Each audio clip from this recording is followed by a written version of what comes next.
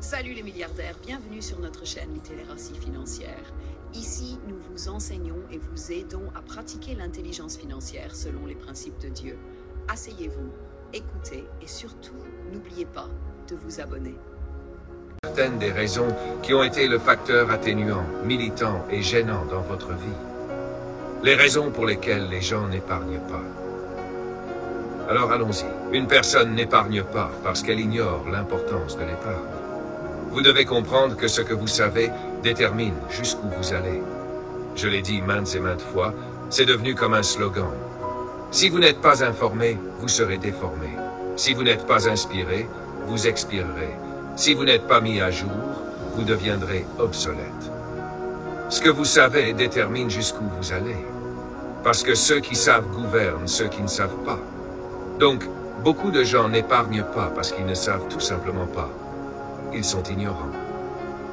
Je regardais un programme télévisé que je regarde régulièrement, et il parlait de l'importance du génotype et du groupe sanguin avant le mariage. L'un d'eux partageait le fait qu'elle a des amis, et que nous ne devrions pas simplement supposer que tout le monde le sait. Elle a dit qu'il discutait un jour du fait qu'il fallait connaître son génotype pour être sûr qu'il soit compatible. Et un autre a demandé « Qu'est-ce qu'un génotype ?» La personne n'est pas consciente, et cette personne ira de l'avant et épousera quelqu'un. Elle fera venir un enfant anormal. Il y a tellement de choses que les gens ne savent pas, et c'est pourquoi nous prenons le temps dans une église comme celle-ci pour enseigner, aider à gagner en clarté afin que les gens puissent comprendre.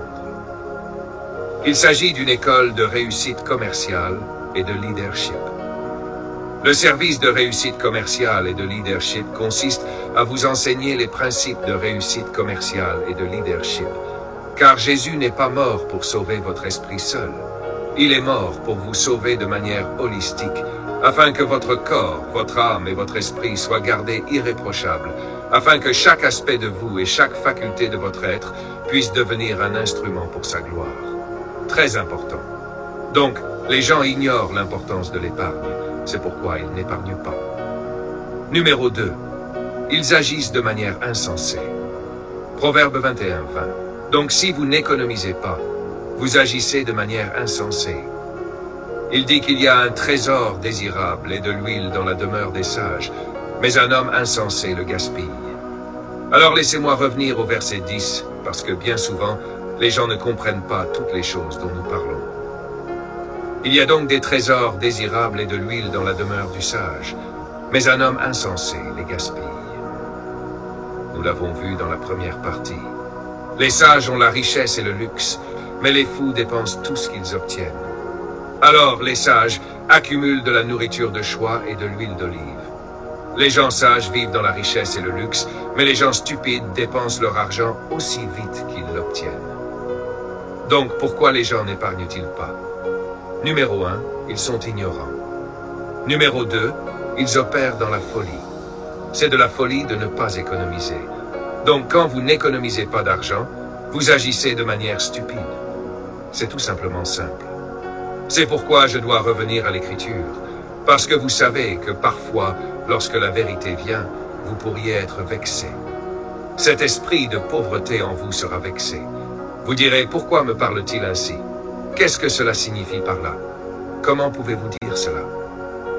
Je vous l'ai dit dans cette église, si vous n'êtes pas fatigué de la pauvreté est fatiguée de vous. Que vous le vouliez ou non, vous êtes libéré par le feu, par la force. Cette pauvreté n'aura pas de prise sur toi. Ce qui a conquis ton père ne te vaincra pas au nom de Jésus. Vous n'allez pas échouer, vous ne décevrez pas vos descendants au nom de Jésus. Numéro 3, ils ne savent pas comment épargner. Raison pour lesquelles les gens n'épargnent pas. Numéro 3, ils ne savent pas comment épargner. Ils ne savent pas comment. C'est simple. Et c'est pourquoi nous allons vous aider à savoir comment. Numéro 4, ils ont toujours des besoins urgents. Il y a toujours une urgence qui nécessite une attention particulière. Il y a toujours quelque chose pour lequel ils doivent dépenser de l'argent. Écoutez bien, vous n'êtes pas El Shaddai. Tu n'as pas été créé pour résoudre tous les problèmes de ce monde. La plupart du temps, ce que tu appelles un besoin urgent n'est pas un besoin urgent pour toi. C'est un besoin urgent pour les gens qui viennent vous demander de l'argent. C'est un besoin pressant pour les gens qui viennent mettre leur propre fardeau sur votre tête et vous laisser le vôtre pour courir après celui des autres. Pourquoi cela doit-il être un besoin urgent? Si vous avez fait ce qui doit être fait et que vous économisez, au moment où le besoin urgent viendra, il y aura des économies pour y répondre. Écoutez, dans ce monde dans lequel nous vivons, il y aura toujours des besoins. Il y aura toujours des problèmes qui nécessitent de l'argent. Donc, tu dois être capable de faire la différence entre un besoin, un désir, un luxe, un gaspillage et une distraction. Numéro 5.